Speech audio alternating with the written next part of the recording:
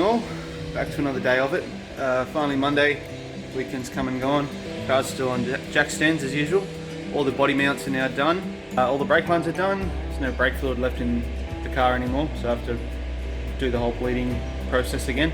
So I just had to do a bit of a ring around to try and find these handbrake clips, these little springs, and yeah, none of the brake specialists in my area had them, luckily enough. Go straight to Toyota and they say, yep, got the parts here on the shelf. So couldn't buy a kit, unfortunately, but I'm just getting the parts that I found broken. I'm gonna go get soldered up, jump on the bike and head down to Toyota and pick up these parts.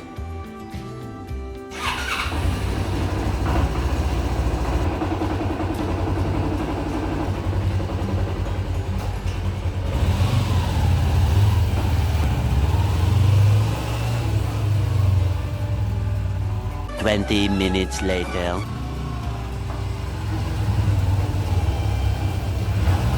So we're back in the workshop now. Got my little care package from Toyota. See all my little bits and pieces I got here. And then everything else I've had soaking in petrol the last few days to try and get all the sort of rust and stuff off them. I'm going to clean everything up, lay it all out, and you guys can see what it's all going to look like. Right, so here we have the adjuster. I just thought I'd show you guys this one because it's pretty important to know how this thing sort of works when you're doing up your handbrake. Because once this is in and you start adjusting it, you want to know which way you're spinning it. So this is what it looked like coming out of the car, bit of corrosion and stuff on there, and then I just tidied it all up with the wire brush. So this is your main section. You can see one side's longer than the other. So this cog bit is the part that you'll actually spin to adjust. One side has a smooth bore in it, in which this piece goes. So again, smooth bore, and that'll sit in there with a little bit of grease in it. The other side is threaded, and again, this section is threaded as well, so that'll thread in there. Now what happens is, when it's sitting in place, is these ends will actually be locked to the handbrake shoes. Ends will actually spread out. So when you put this in the car, you need to make sure that it's spinning up. So these will be locked. You spin up, it should push the handbrake shoes apart. So this is actually should be sitting like that. So when you spin up, it pushes this side out. And it'll work either way. It's more if you take it to a workshop or if anyone else works on your car, that's just sort of the normal way of doing it. Is flicking up is to tighten or to extend these. So when you put it in, make sure that you have it so that the thread is on the right hand side of where you're facing, and that way when you turn up on this dial, it'll push out on this thread. So I'm just going to clean up the rest of the parts and then we'll throw all this in the car. Okay, we're just about ready to start assembling these handbrakes. It's a bit hard to see everything that's going on once they're in the car, because the axle flange plate thingy is kind of in the way of this middle section.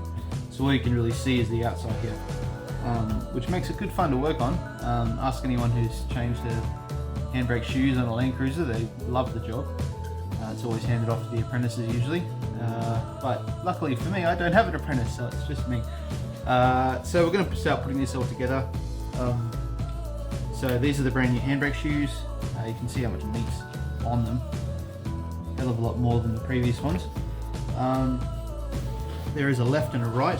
There is also a driver's side and a passenger side. And you'll need to work out when you get your brake shoes that you have the correct ones. So the way I work out is all of them should have this circle here that goes up the top. So that's the highest point on the wheel.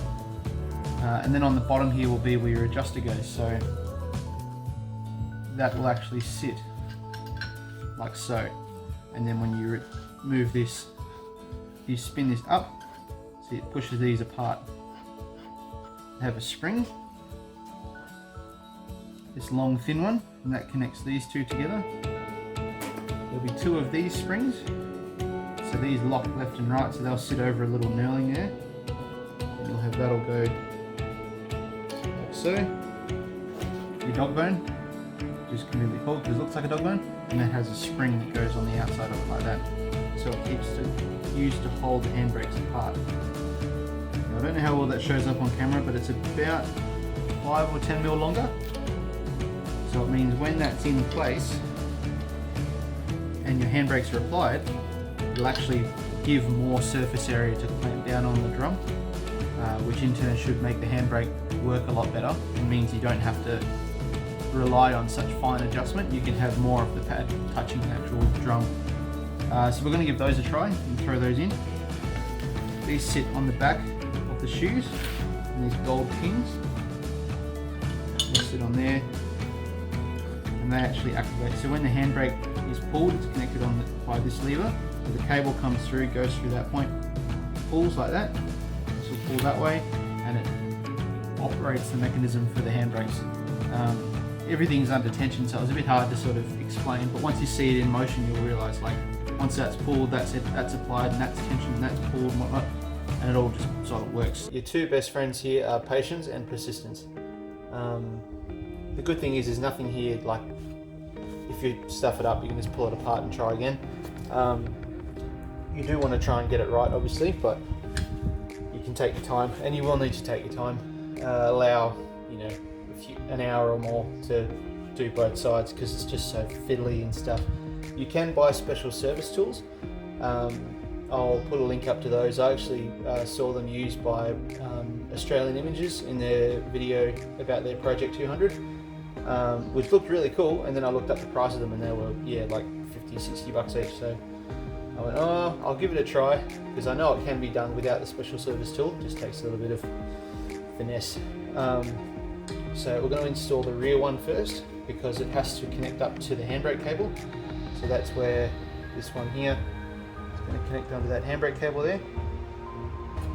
So what I'm going to do before I start anything is just apply a little bit of grease to any of the contact surfaces you can see on this backing plate here.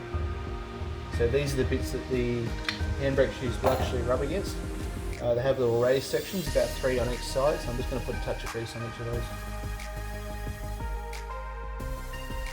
This arm sits behind, and as such it needs to connect like that. Like so. Okay, so that's on there. And feel when that sits up there, that's all going to be in place. The next step is to install one of these. Now this goes up there. This will sit, the small hook goes in this point here. Stretch the spring. With a bang, and that sits in there. Now your next bit is going to be, so there's 2 springs. The curved one goes at the rear, so this goes through a hole in the backing plate there. So these actually sit where this pin comes through. There's a groove, there's a cutout in the handbrake shoe, and that's where you want it to come through. Now the hardest part of all this is getting that curve, because that curve will actually come out, that way, that way, that way, and then out. So it comes out of spot. So when it sits there, it's under a little bit of tension. What you'll find, if you let go too much, you'll just twang out, and then you'll have to get your screwdriver in there and lever it back into position. So the way that these all work, what holds these back to that backing plate, is you'll have a section like this. Again, this little L-shaped bit will go into the brake shoe itself, so it needs to be that way up with a little dimple in the centre upwards. Spring on the top, and then this capping plate.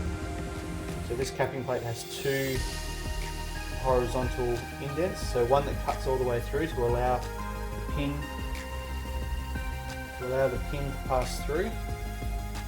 It will pass through as such, and it'll only pass through in one direction, and then it will turn 90 degrees and then come down and seat, and that will then be the spring in place. So that's probably 90% of the hard work is getting these to line up, just because there's so limited access in there, and yeah, there's not much you can really do apart from prying with some screwdrivers. Now one little tip I will share with you is using the access hole in this flange. So you'll have 2 here, one is just blanked off, the other one looks completely through, and you can actually use this to help to align everything. You can rotate this to meet up to the point where you're going to need to see everything.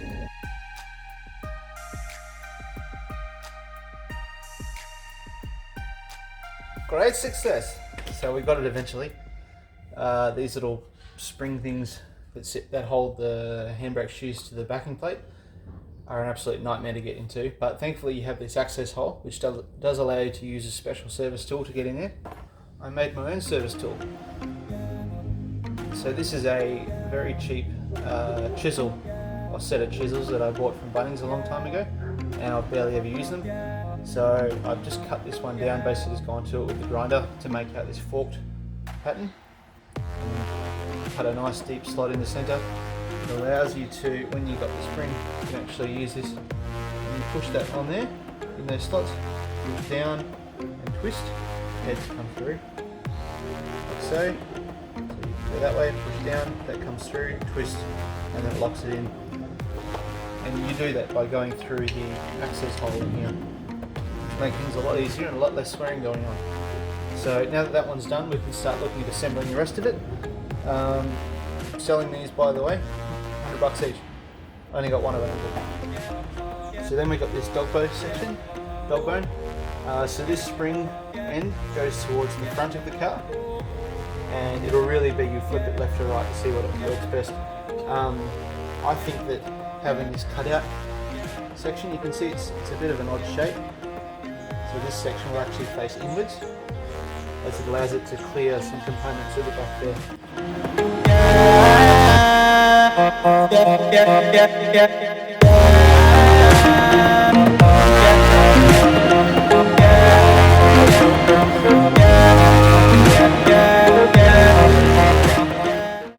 Hello.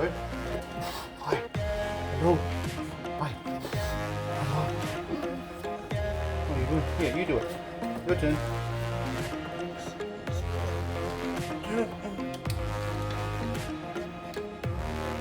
Yes! Yes! Woo! Did it. Oh, you're not helping. There's him celebrating. Handbrake shoes, done. Took me half a day to get all these springs and everything to line up, but that little service tool I made was quite nifty. So what we're going to do now is get the rotors. I'm going to give them a bit of a clean up, and then put them back on the car, and then we put the wheels on and finally drop it back down on its own weight.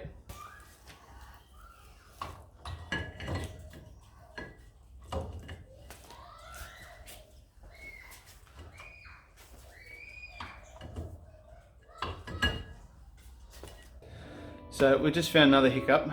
Bloody hell. With these new handbrake shoes on, and all shiny and nice,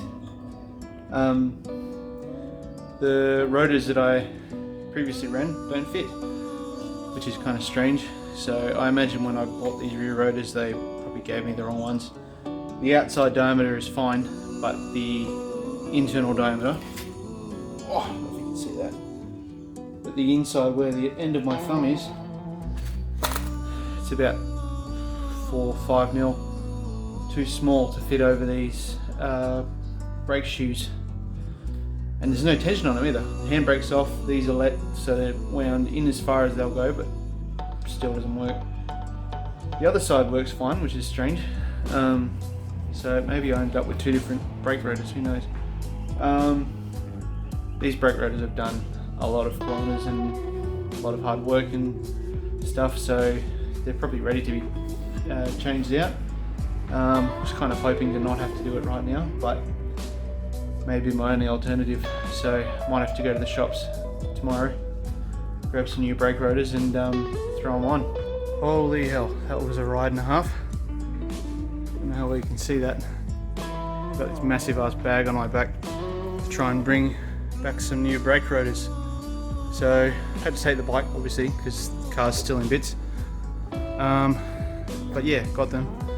Not fun having 15 kilos on your back, especially right up high behind your neck, but we got them. So I'm going to show you guys what I got.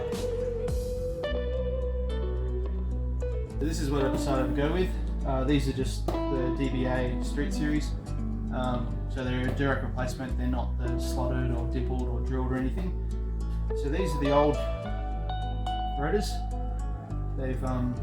I've cleaned them up to make them look nice, but they're still quite lumpy and got grooves and corrosion and all that sort of stuff in them. So I'm kind of happy that they're going. I think they've done about 80,000 Ks or something like that, so they'll be going in the bin or door stops or something. Still shiny. The car, they've got a better venting system on the inside as well, so it helps to disperse heat and brake dust and that sort of stuff. So with any sort of brake discs that you get sort of straight brand new, they're going to have a film of oil on them. You can feel it when you rub your hands over. So before you fit them to the car, you've got to make sure that you get that film, that sort of oily stuff off. Best not to use like a WD-40 or anything that's going to become a lubricant. So you can use degreaser, though you do have to scrub it off because it does leave a sort of oily residue on its own. So the best stuff to use is brake cleaner because it dries pretty much dries completely and doesn't leave any sort of residue on there. So that's what we're going to do. So if anyone's interested, that's the part number for the rear rotors on the 120 series Prado. Degreaser, which isn't quite as strong, will be fine on this.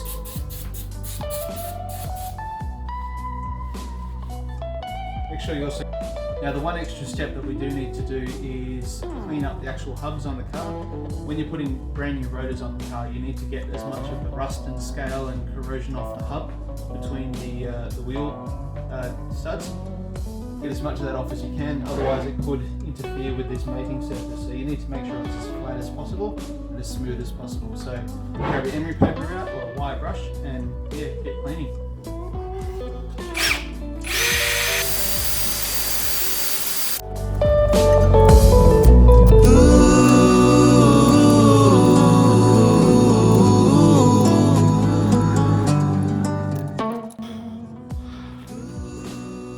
Oh yeah, brakes that work.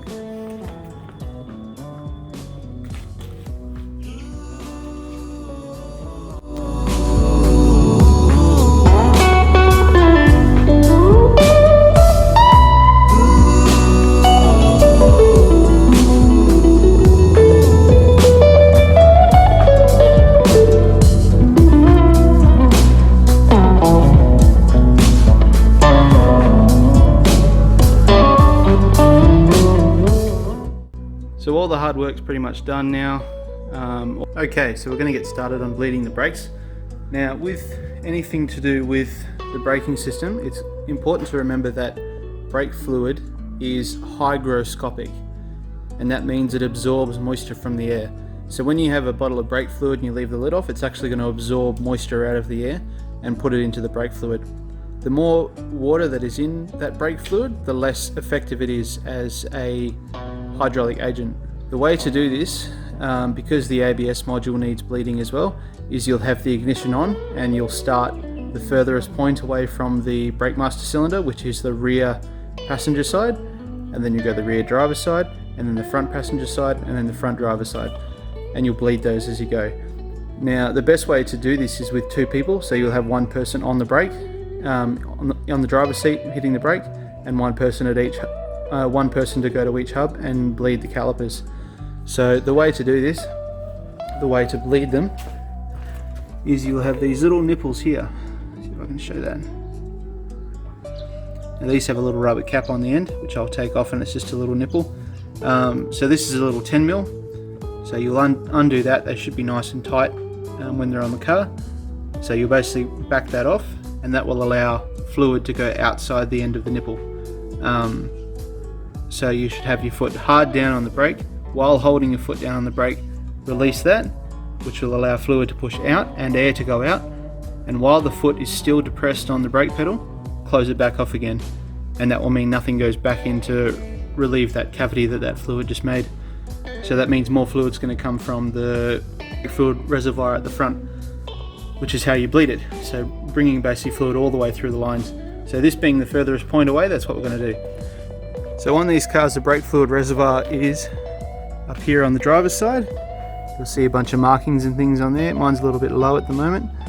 I've just topped it up. So I'm actually using .4 brake fluid. Toyota say to use .3 with this one. However, I've flushed out all the old stuff and topped it all up with .4, and I've found it's been a little bit superior. The price-wise they're about the same, and really performance-wise they're just about the same as well. So it is safe to change brake fluid. You shouldn't be mixing brake fluid, so if you're going to change it, then dump all the old stuff out and put the new stuff in. But yeah, so I'm using .4 brake fluid, which has a slightly higher boiling point, so it works a bit better for a bit longer. And you'll need to make sure that this reservoir never drops below that low minimum mark. If it drops below there, then you're going to get air sucked into your ABS module and you'll have to start all over again. So always a good idea is, as you're going along, just make sure you put your head up every now and then and check out that this has still got a decent amount of fluid in it. So because I'm by my old self, hello, obviously I haven't got a second person to help me out, so what I've done is made my own second person, which is a bolognese jar. So this is basically, I've just got a hole cut out in the top. I've made this so this piece of tube fits nice and snug in there. This is just a piece of vacuum tube, and this end fits very snugly over the brake leading nipples. So this end will go over the nipple, and then obviously this will come down. Now what you need to do with this jar is, where you can see that at the bottom of this, you need to always make sure that the bottom of this hose is underneath an amount of brake fluid, and it needs to be fairly new brake fluid as well. If you have old stuff, then there's going to be moisture in it. So you have to slightly top up this jar till that thing's covered. Make sure that the tube can't slide in and out of the jar lid, and then you can use this as your second person, because as you're putting your foot down on the brake, that brake fluid and air is going to get pushed out and go through that brake fluid puddle that you've already got, and then when you take your foot off the brake, it's going to suck in more brake fluid, so any air that comes out of the system is not going to get pulled back in. So effectively you're bleeding the brakes by pushing old fluid out and air out, and then only allowing fluid to come back in, so all the air gets removed from the system. So I'm going to show you guys how I use that now.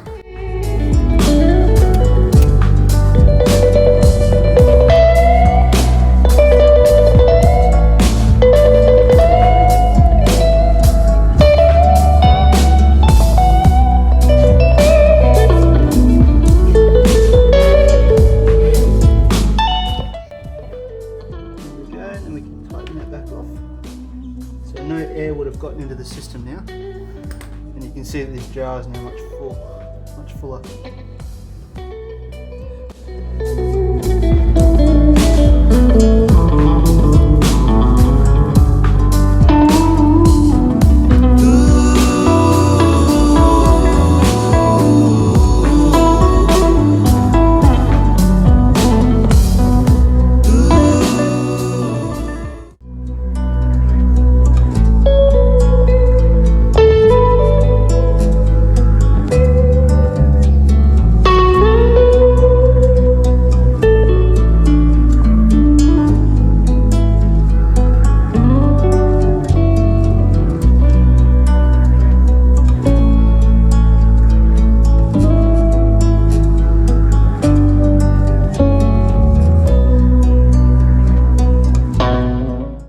And don't forget to put your dust cap back on.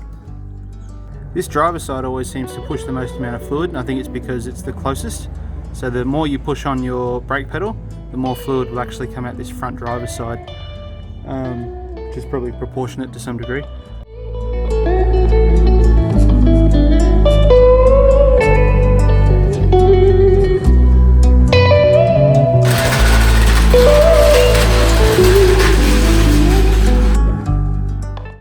So the reason I needed to jack up the other side to get the other wheel on, I found out, was my driveway, which I thought was nice and solid. The jack had actually pushed down into it, so I'd actually lost a bit of height, so I wasn't able to get the tyre under, so I had to get the trolley jack under and lift the car out or whatever. But all done now. Just thought I'd show you guys what I do with the wheel studs when I put them on. It is a good idea to replace these whenever you get around to have a chance to. Usually if you do your wheel bearings, because you'll have everything off anyway, do your wheel bearings, do your wheel studs at the same time. They're about $4 each from Toyota. So yeah, I'd recommend definitely going and doing them, because you don't want them coming loose or snapping off. Just look at the 70 series page if you want to see some wheel studs snapping off. So what I do is I apply a little bit of anti-seize to these threads just to make sure they don't corrode or anything. Makes them easier to get off next time as well. Probably about half the amount of toothpaste you'd put on your toothbrush.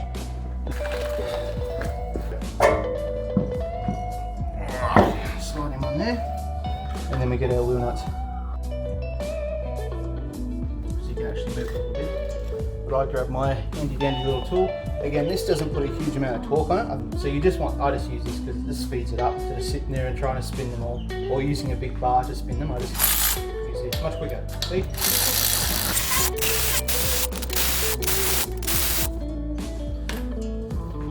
Last thing is your center cap.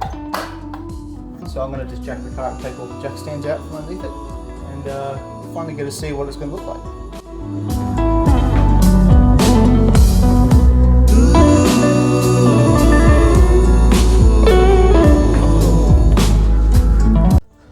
Last thing, before I forget, is don't forget to do up your lower shock bolts as well. Now that the wheel's on the ground, or the car's on the ground, and you've got the correct amount of weight and tension on it, you can then do this up nice and tight.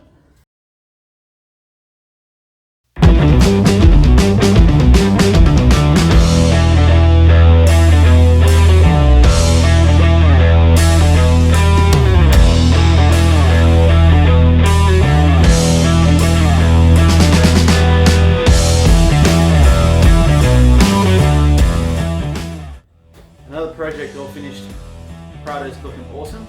The ride quality is absolutely superb. I've been out for a few drives now and I can't believe how many rattles there were before, just with the chassis and the body moving together.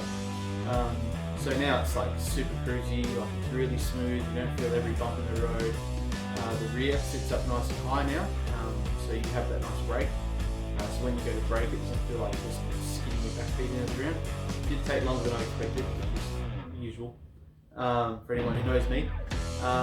And yeah, I ended up having to buy some brake rotors, and actually that was pretty much it. Really happy with that one.